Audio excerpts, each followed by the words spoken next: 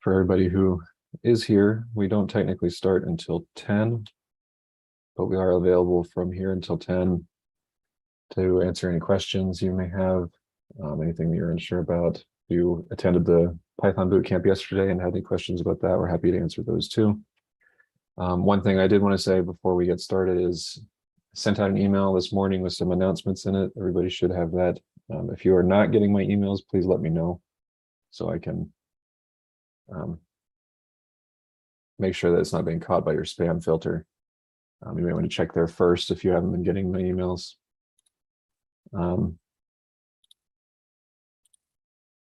This workshop session and all sessions for the week are being recorded and streamed live to YouTube, so do keep that in mind. Just that is being broadcast. In my email this morning, I did mention that yesterday we were having some issues with polls not working correctly in some people's Zoom clients, and we determined that was due to their clients not being updated to the latest version. Zoom made some changes to how polls work over the last week or two. So if you have not updated your Zoom, or if it has not auto-updated in the past week, we recommend taking this time to go ahead and disconnect and manually check for updates and reconnect to make sure you have the latest version of Zoom so that polls work correctly, because they will not display if your version is out of date with ours. So with that, I'll leave the floor open for any questions for the next 10 minutes or so, and then we'll get started with our sessions for the day.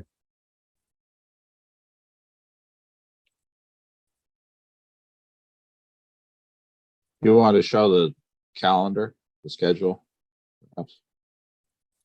Sure. You're going to go over this again in your session, right? No, I wasn't going to do the course outline today. Okay. Do we want to wait until 10, or do you want to do it now? Well, if you want me to put that in the slide deck, my slide deck, I can. Or you could do your choice. That's okay. I'll just go over it again at 10 once more people log in. Or I'll just put it. I'll put it in. Okay. Yeah, so for today is going to be, obviously it's first day of the official workshop, so we are spending all of our time today learning about the basics of CompuCell3D. For session 1, we'll have an introduction overview to CompuCell. Then we'll have an intro to the cellular POTS model, which underpins how CompuCell runs, how it performs its simulations. During our extra session today, Dr. Glazer will go through a number of examples and demos of different things that can be done in CompuCell, followed by a session on cell shapes and how to make cells of various types of shapes, followed by a session on cell properties and behaviors, specifically focusing on cell growth and division. Just the hour-by-hour breakdown of the schedule today. We'll have our first module, followed by a 15-minute break, second module and extra module, followed by lunch at 2 o'clock. Module 1.3 after that, with another break in between, and then module 1.4, and there will be time at the end of the day for any lingering questions or anything that may take a little bit more time than we have to address live in the sessions.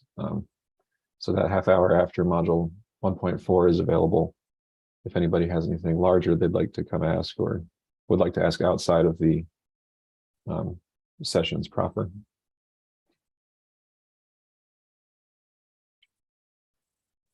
I think maybe I'll wait there.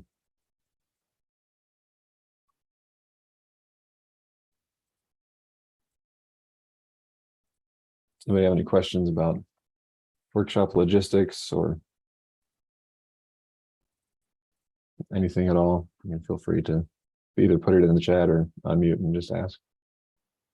Maybe this morning, since we have so many of the instructors here, when I show the slide on who we have, maybe people could briefly introduce themselves in a few minutes.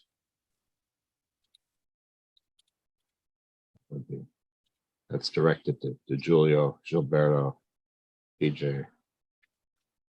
Pedro. I don't know why I'm struggling with my screen share.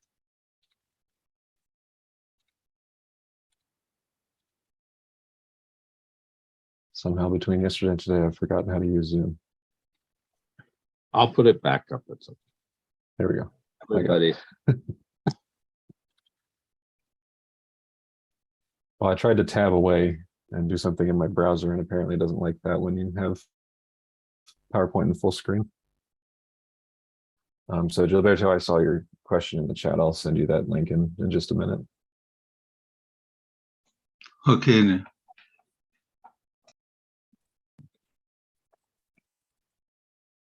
I'll tell you what, one thing we could do here, just to make sure everybody's able to view the polls, I'll launch the poll and make sure that everyone sees it. If anyone does not see it, please let us know.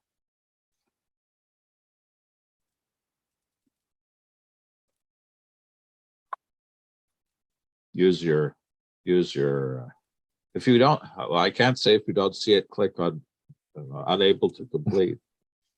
But I appreciate people's patience with the logistics. As I say, there seem to be bad storms here in Indiana right at the moment, so it's possible that power will go out, in which case Giulio Belmonte has very generously agreed to just continue the lectures from wherever we are.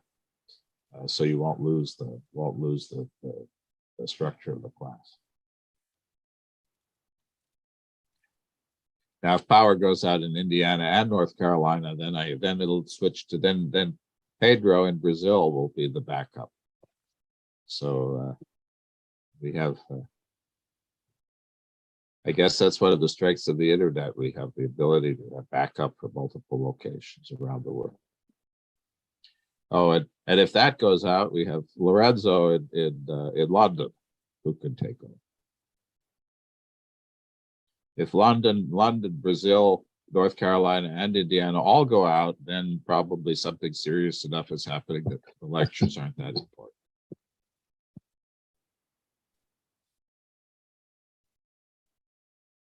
Does anyone have any logistical questions before we get started with the formal session today? Perhaps it's worth just reminding people about the hackathon. You'll hear this repeatedly through the week, but sure. Yeah, especially for the next 2 days before we start doing presentations. So for anybody who wasn't at the Python bootcamp yesterday, just a reminder of some hackathon details. The hackathon will take place the weekend after this workshop on August 6th and 7th.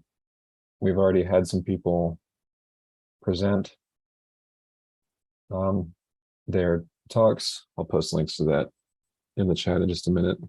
Give people a chance to join so people don't miss those links. But if you'd like to watch those are available on YouTube. And I'll post those in a minute here. There's also a shared teaming document where you can go look at the details of people's projects. It's not too late to suggest a project though, so if you do have an idea, I'll talk about how to go about sharing that in the next slide. I should put the Slack link in here.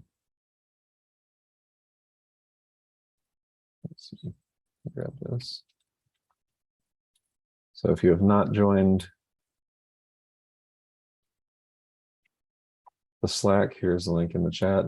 There's a dedicated channel in the Slack workspace for hackathon teaming where you can share your ideas and talk to other people, and also feel free to create private groups within the Slack if you'd like to use those to discuss projects with people who may be interested in your project idea.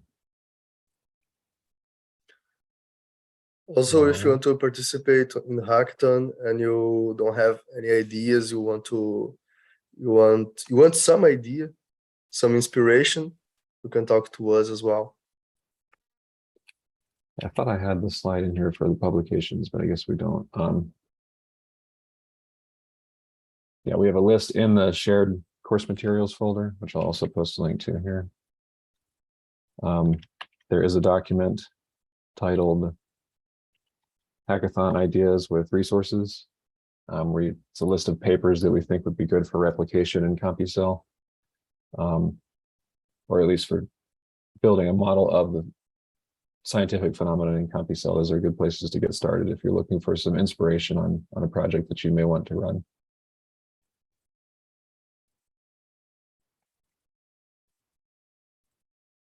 If you have not set up a NanoHub account, we'll have slides on how to do that at the beginning of session 1.1.